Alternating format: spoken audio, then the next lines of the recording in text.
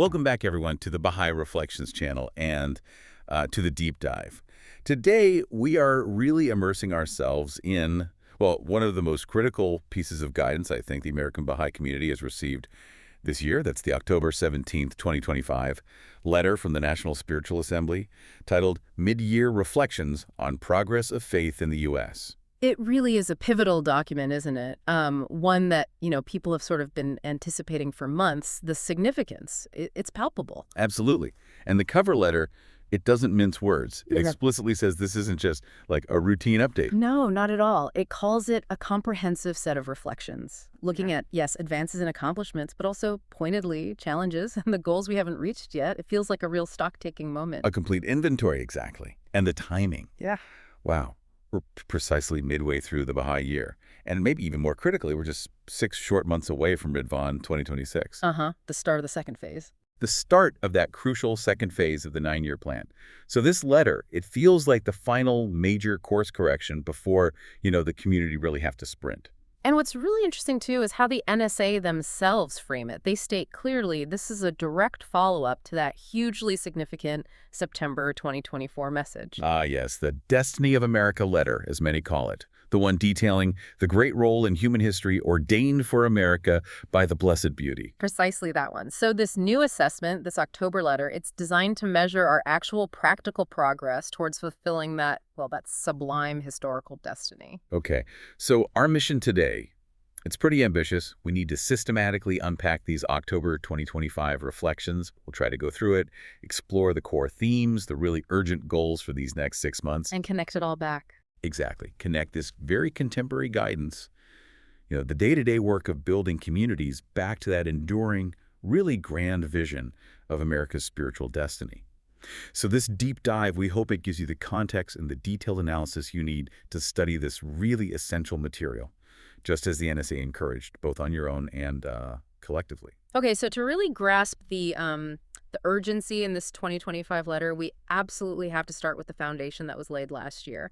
The October document actually opens by acknowledging the positive reception, the energy that came from that September 2024 message. Right, the one that was so instrumental in aligning the American community's efforts with the universal tasks of the 9-year plan, drawing on guidance from Bahá'u'lláh, Abdu'l-Bahá, Shoghi Effendi, and the House of Justice. And that September 2024 letter, it signaled a massive shift, didn't it? Both operationally and, I'd say, spiritually. Definitely. It confirmed that the era where the primary international effort was the main focus for American Baha'is, that era has formally ended. The focus now, the letter said, is most pressing on the home front. Yeah. What do you think are the biggest practical implications of that shift? It sounds straightforward, but it's huge. It has to mean a total realignment, doesn't it? Of resources, of attention, maybe even ambition. For generations, American Baha'is were, famous globally for their pioneering, their international teaching. Yeah, that was the hallmark. And now the mandate is crystal clear.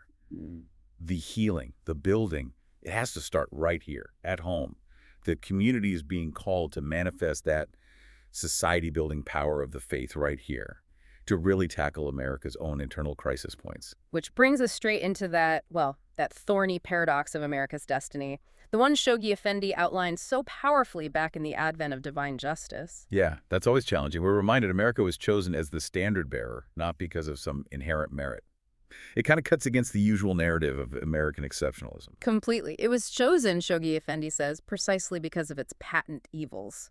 That phrase is so strong. It creates this cognitive dissonance, doesn't it, for American believers especially? I think it's meant to. It's intentional. The NSA seems to be using this historical context to really pivot the community away from any hint of maybe spiritual pride or navel-gazing, and firmly towards external service and, frankly, profound self-examination. And Shoghi Effendi didn't pull any punches detailing those deficiencies. No, he listed them.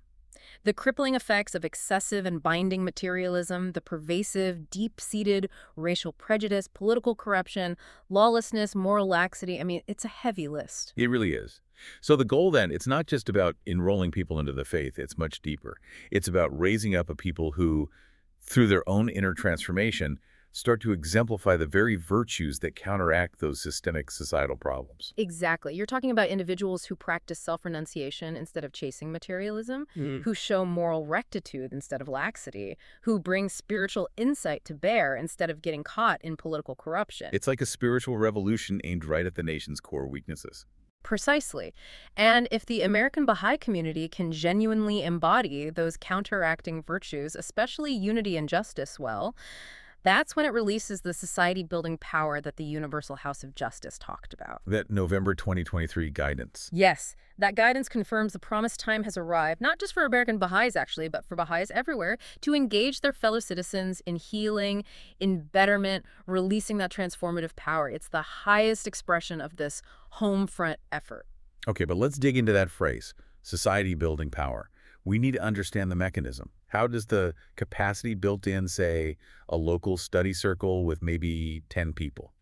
How does that translate into something measurable, a release of power that actually affects huge national issues like materialism or corruption? That's the absolute critical link, I think, that the NSA is trying to make crystal clear. The mechanism is the collective life that gets built through the Institute process. So when individuals gain knowledge and spiritual capacity through the Institute courses, right? The Ruhi books and other materials. And then they deploy that capacity in service children's classes, junior youth groups, devotionals, study circles. They start to create a model of social interaction that's based on consultation, on trust, on service. It's a community built on completely different foundations than society around it. So it's like building a microcosm. Kind of. And as more clusters advance, as these patterns take root more widely, these new social structures, these new ways of living, they multiply. They start providing viable, moral, unifying alternatives to the prevailing social order. That is the release of power. It's the demonstration of a working alternative. Okay, so with that grand vision, that sort of historical framework established, the October 2025 letter then pivots to the very practical question. How are we actually doing? Yeah, the reality check. Exactly. And the NSA goes into, I thought, impressive detail right on page 1, explaining how they gathered their mid-year data. This wasn't just, a feeling they had. No, it was very structured. A systematic observation process. They mention regular consultation with the Continental Board of Counselors, which is key. Detailed analysis from the regional agency. Regional Baha'i councils, the training institutes. Right, the RBCs managing the clusters on the ground, the institutes focused on capacity building, and then, crucially, their own personal direct observation. They went and saw for themselves. And that personal travel piece is really illuminating, I think. They specifically chose to hold National Assembly meetings during those opening months of the Baha'i year in 3 very specific advanced clusters: Dallas, Texas, Phoenix, Arizona, and the Triangle Cluster in North Carolina. Why those 3, do you think? What does that choice tell us about the national strategy or what they were looking for? Well, it speaks volumes about complexity and diversity, doesn't it? Dallas and Phoenix, huge, rapidly growing urban centers in the Sun Belt, lots of immigration, big socioeconomic challenges, that classic American issue of urban sprawl. Very dynamic, maybe chaotic environments. And then the Triangle Cluster, Raleigh, Durham, Chapel Hill. That's a nexus of universities, tech companies, historically dense with complex racial dynamics, but also a lot of intellectual seeking. So different kinds of challenges, different populations. Exactly. By focusing on these 3 specific complex laboratories, it seems the NSA was trying to validate that the pattern of growth they're seeing, the Institute process, is actually resilient, that it's transferable across major demographic and geographic hurdles. They wanted to see it working at scale firsthand in tough places. Makes sense. Okay, so let's unpack their actual assessment of progress. Page 2 gets into this, focusing on what they call a maturing process of learning. What were the key indicators they saw? One big one was the shift in worldview. You highlighted this earlier. Yes, this is maybe the most significant sign of real progress. The NSA observes that formal and informal reflection patterns are genuinely taking root, not just forced meetings, but in families, in neighborhoods, across regions. The community seems to be moving beyond that earlier stage where the plan felt maybe like a checklist, or just about multiplying activities for the sake of numbers. Right, more activities doesn't automatically mean deeper impact. Exactly. Now, there seems to be a deepening understanding that these efforts, these core activities, are explicitly designed to release that society-building power we talked about. The why is becoming clearer. So if I'm pulling together what you've said, the crucial sign of maturity isn't just doing more, it's a shift in how people see each other. from maybe seeing others as targets for teaching to seeing them as partners. Precisely. That's a huge indicator. The capacity has emerged, they say, to see everyone, regardless of age, background, familiarity with the faith, whatever, as a potential protagonist of change, Right. a coworker. And the core finding, demonstrated not just in nice words, but in actual sustained systematic action, is the recognition that the work is done together with people, not for them. That humility, that shared endeavor, it's fundamental to the integrity of this whole spiritual enterprise. Okay, and that structural humility, that partnership approach, it leads to what the letter calls new dynamics emerging as the institute process gets more deeply embedded in community life. What are some of these dynamics that suggest growth is becoming more sustainable, more organic? Well, they list several things. You start seeing a more fluid continuum. For instance, the emergence of social action projects that are organically linked to actual community, needs identified through consultation, not just imposed from outside. So service arising naturally from the devotional character in the study. Yes. And a seamless educational process where children's classes naturally flow into junior youth groups, which then prepare young people for the main sequence study circles. It becomes a coherent pathway. Also, collaboration, necessary collaboration with like-minded organizations, groups that share maybe the moral aspirations, even if they don't share the specific Baha'i spiritual foundation. Finding common ground for action. But the indicator that really struck me as promising, showing real organic ownership, was that anecdote about families taking personal initiative. Oh, absolutely. That's a beautiful example. The NSA mentions populations not formally enrolled as Baha'is, who are now identifying potential teachers and animators from within their own circles, and then proactively arranging their own home visits and devotional gatherings. Wow. That shows the spiritual engine for the activities is becoming decentralized. It's not just the Baha'is pushing things anymore. It's coming from within the neighborhood itself. That means the Baha'i-initiated pattern has achieved a level of self-sustainability. It's been adopted and owned by the wider population. That's a huge milestone. This level of deep community engagement involving diverse populations, it brings us right back to America's most profound challenge, the one Shoghi Effendi identified so starkly: Yeah. racial prejudice. And the NSA makes a powerful observation here. The neighborhoods exhibiting these positive capacities, the places showing the most vibrant growth and these new dynamics, they are highly diverse and racially mixed. That finding alone is an immense spiritual validation, isn't it? It suggests that the community building process, when it's applied systematically and genuinely, is succeeding in overcoming the very prejudices that were identified as core American deficiencies. And they share that anecdote. Yes, the powerful anecdote of transformation. People who previously maybe harbored hostile or fearful notions about others from different backgrounds, they're seeing hearts change. Real friendships emerging through the simple, shared acts of prayer and service for the common good. Okay, here's where we need to get into the how. The mechanism of that transformation. The NSA includes a long, really essential quote from the Universal House of Justice to explain why the core activities themselves become the crucible for racial healing. It's a critical piece of guidance. The House of Justice explains that the very structure of Baha'i community life, this pattern of spiritual and social interaction embedded in the core activities, provides the intimate, shared environment where issues of prejudice will inevitably arise. Especially as believers reach out to more and more diverse populations, you can't avoid it. So the issues don't magically disappear when people get together. They actually surface. Exactly, and this is the crucial difference, they surface within an environment that is fundamentally built on love and trust born of common belief, practice, and mission.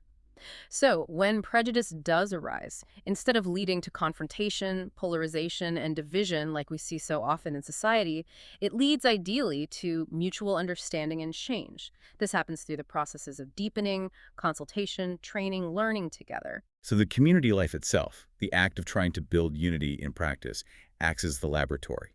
It forces the prejudice to the surface, where it can be seen, acknowledged, and hopefully transformed through joint loving service. That's the idea. It's not just about holding workshops about racial prejudice, although those can be helpful. The primary Baha'i approach is that the very act of building a unified community in a multiracial, multi-ethnic setting is the necessary work of transformation. The structure of the faith, the pattern of activities, is inherently designed to heal that specific patent evil Shoghi Effendi talked about. That's a really critical insight for listeners, I think. The solution is embedded in the process itself. Right. So moving from that qualitative success, the deepening capacity, the racial healing, the NSA then has to pivot to the necessary quantitative measure.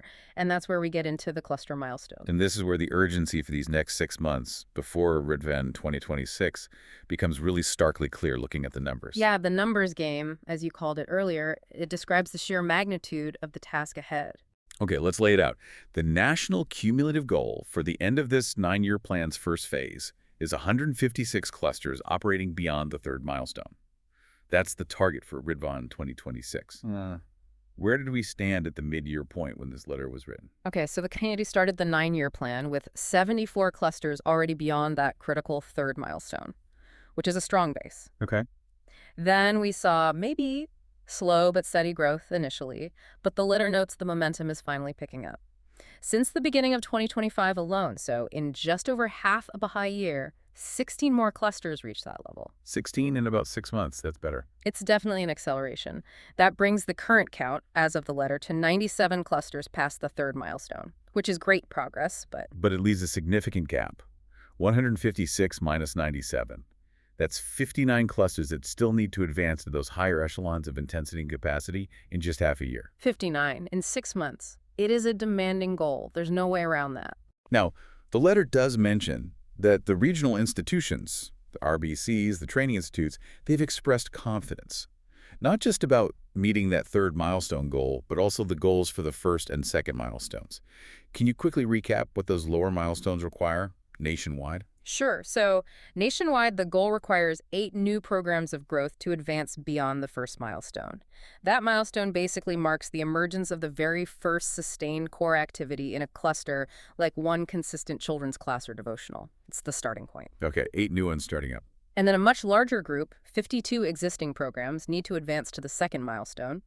That represents a higher level of intensity, where you have multiple core activities sustained, and local efforts are starting to connect and cohere. It's a big jump in complexity. So the goal isn't just to hit 156 at the top end. It's about advancing capacity across the whole spectrum of development, from nascent clusters to highly developed ones. That raises a really important point, I think, especially for listeners who might be in clusters that feel, well, maybe overwhelmed by these big national statistics. Why this intense focus on the numbers, on the milestones, if, as the NSA said earlier, the real goal is about capacity and transformation? That's a fair question, and the NSA addresses it directly. They clarify that tracking cluster movement isn't some bureaucratic exercise in ticking boxes. The milestones are simply meant to be a practical, measurable description of a steadily expanding capacity to create new social structures and ways of living. So it's like an institutional assessment tool. Exactly. It's assessing whether the community in that area has developed the necessary coordination structures, the sustained educational processes, the human resources, the tutors, the animators, the children's class teachers needed to maintain a pattern of growth that can eventually embrace large numbers. The numbers just reflect that underlying structural reality on the ground. Okay, let's explore that qualitative shift then. Let's imagine a listener who's in a cluster that maybe just hit the first milestone. They have one children's class going. What does the move from that first milestone, that initial capacity, to the second milestone, which you described as intensity and coordination? What does it actually look like in their neighborhood? Oh, it's a huge shift, both in complexity and in ownership. At the first milestone, like you said, a cluster might have that one children's class, or maybe a devotional gathering, often sustained largely by the efforts of just 1 or 2 really dedicated families. Right, heroic efforts sometimes. Absolutely. Advancing to the second milestone means that cluster has learned how to sustain multiple core activities, often happening in different neighborhoods within the cluster. It likely involves various teachers and animators who've completed at least the initial sequence of the institute courses. And crucially, it involves the emergence of basic coordination structures. People maybe in an area teaching committee or just reflection meeting coordinators are meeting regularly. They're reflecting on the last cycle's efforts. They're planning the next cycle. They're thinking about deploying resources, encouraging more people to get trained. It shifts from isolated individual action to a rudimentary but functioning system. That transition from just individual effort to a coordinated system, that seems like the really necessary leap before you can get to the major expansion that characterizes the third milestone. I think so. It's about learning to work together systematically. So what is this urgency, this need to move 59 clusters past milestone 3 and 52 clusters past milestone 2? What does it mean for, say, the average Baha'i family or a small group of friends in a cluster who feel like their resources are really limited? Can small local efforts actually move the needle toward these big national goals like 156? Absolutely. And this is where the NSA offers a really crucial insight. I think it's on page 4. They talk about the power of small groups. Yeah. The initial reaction might be, oh, only giant communities with lots of people and money can advance like this. Yeah, it can feel daunting. But the NSA specifically emphasizes that these achievement levels, reaching these milestones, it's entirely possible for small groups. They mention seeing quite marvelous results coming from very small groups in both urban and rural settings. Groups who, through sustained systematic effort and really relying on the guidance and the institute process, have gradually advanced first, second, even reaching the third milestone. So the actual number of people involved initially is less important than the systematic nature of the effort and the commitment to using the institutional guidance, the plan. Exactly. That seems to be the core message. Start where you are with who you have, but be systematic, be consultative, use the tools. The large advanced clusters, the NSA visited Dallas, Phoenix, the Triangle. They only got to that point after years, maybe decades, of sustained effort by small groups following the exact same process.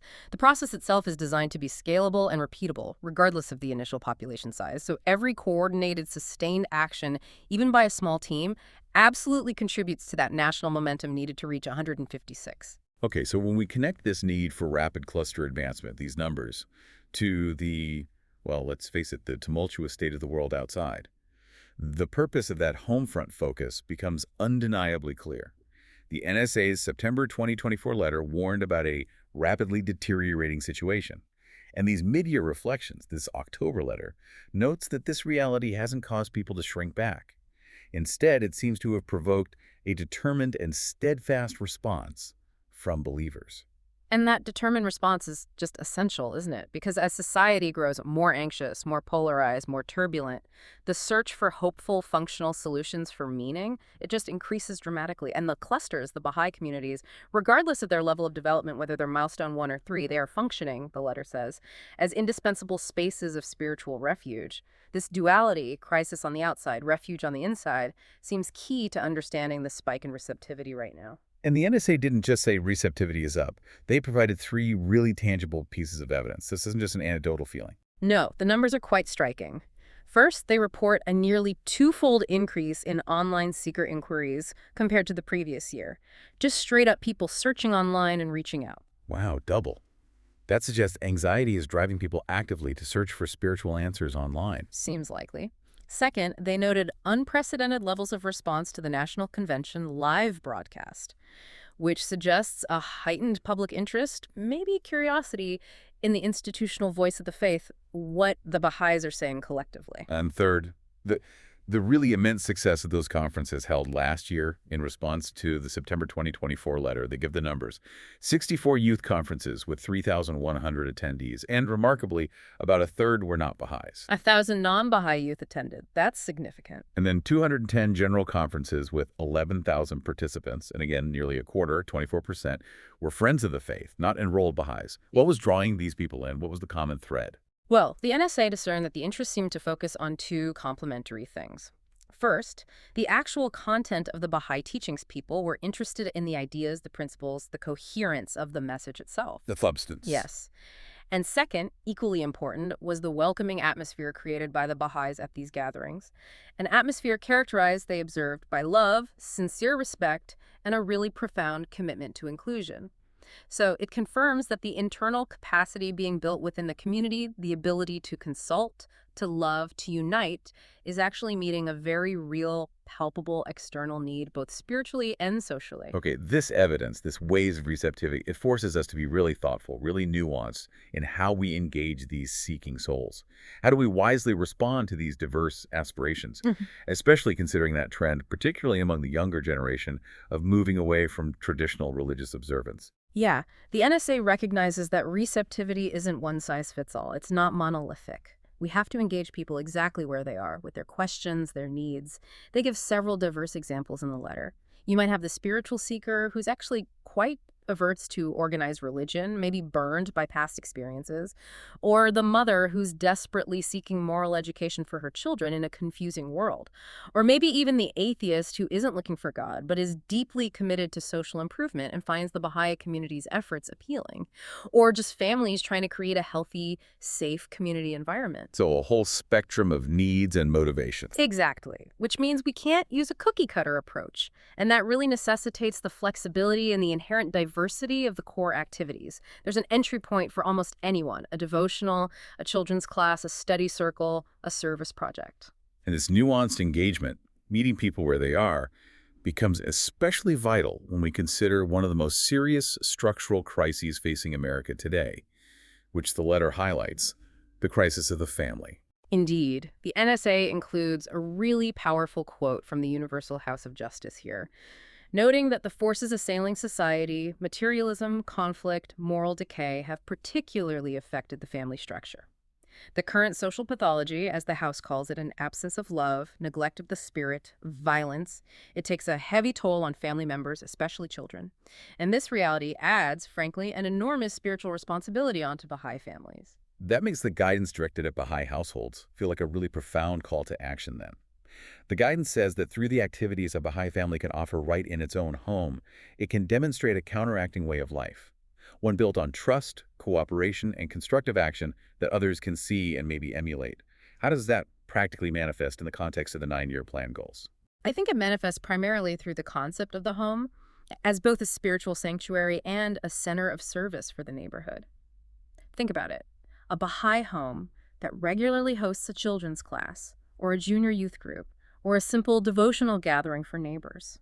It immediately demonstrates a different model of family life to the outside world, one where faith isn't just a Sunday thing, it's integrated into daily routine, where children are seen and valued as protagonists, not just passive recipients, where service to the common good is just normal. So in a world that often feels increasingly isolated and distrustful. Right. In that world, the simple act of opening one's home for spiritual community building becomes a profound act of healing and connection. It directly counteracts those negative forces affecting families. Well, okay, finally in this section, we need to analyze that continuum of engagement the NSA talks about.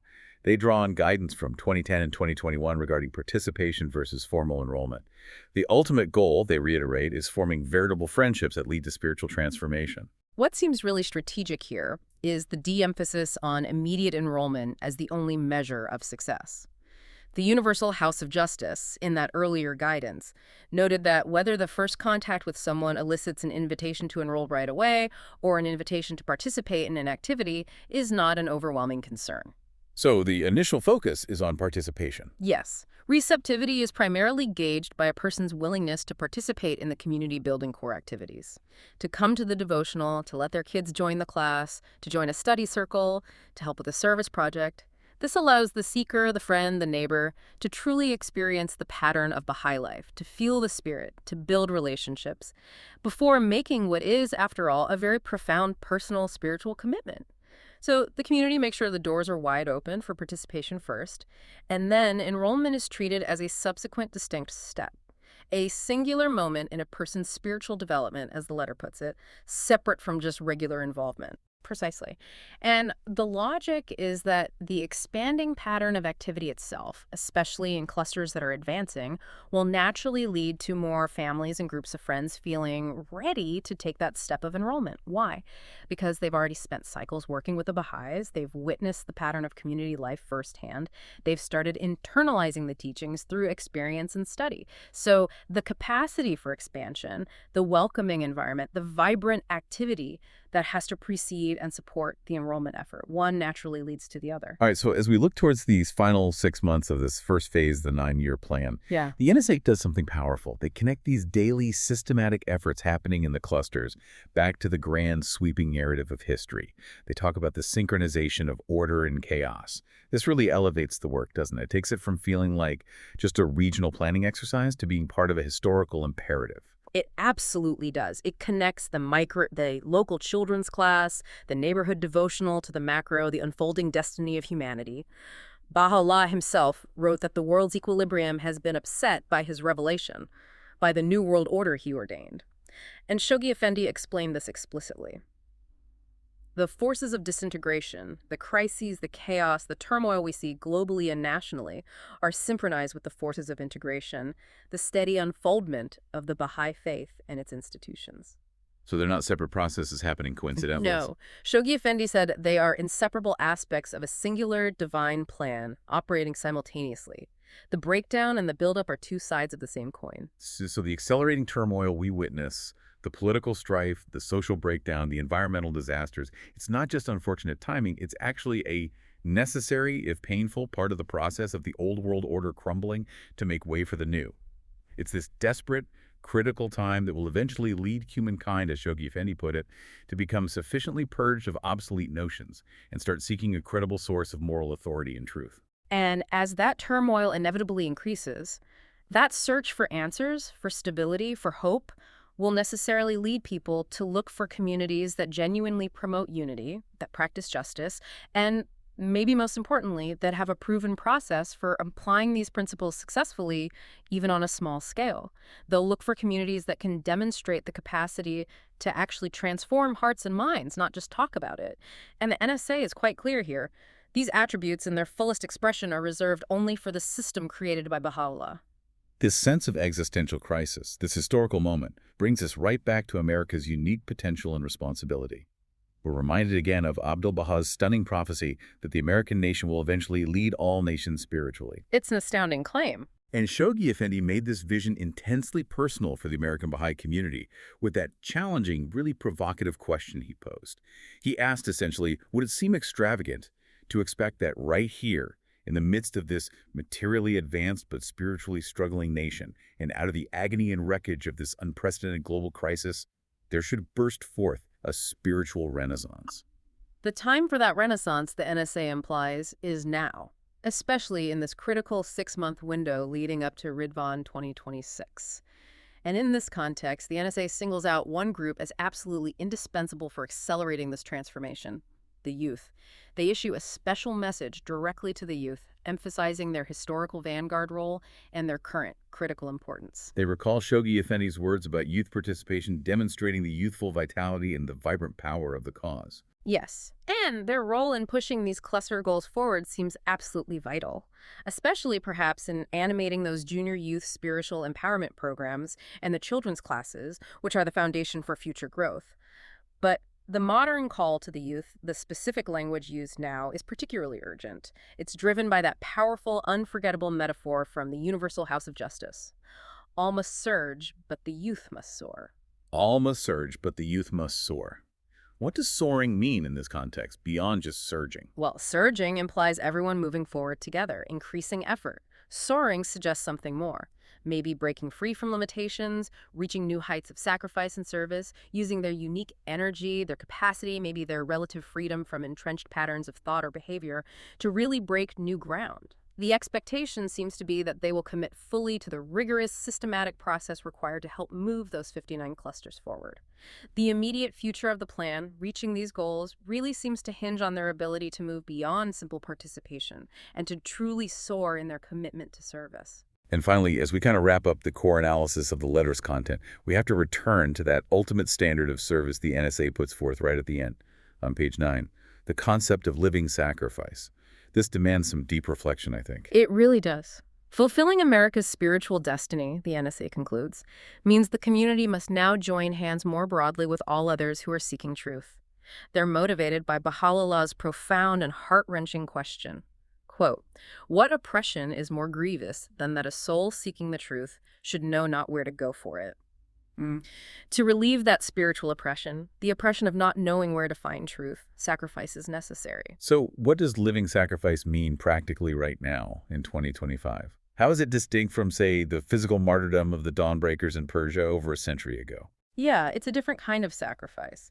The sacrifice today, as Shoghi Effendi implied, seems less about giving up one's physical life and more about consecrated action, about how we live our lives daily. It probably requires the sacrifice of convenience, maybe the sacrifice of personal comfort zones, definitely the sacrifice of those excessive material attachments that Shoghi Effendi warned Americans about so strongly.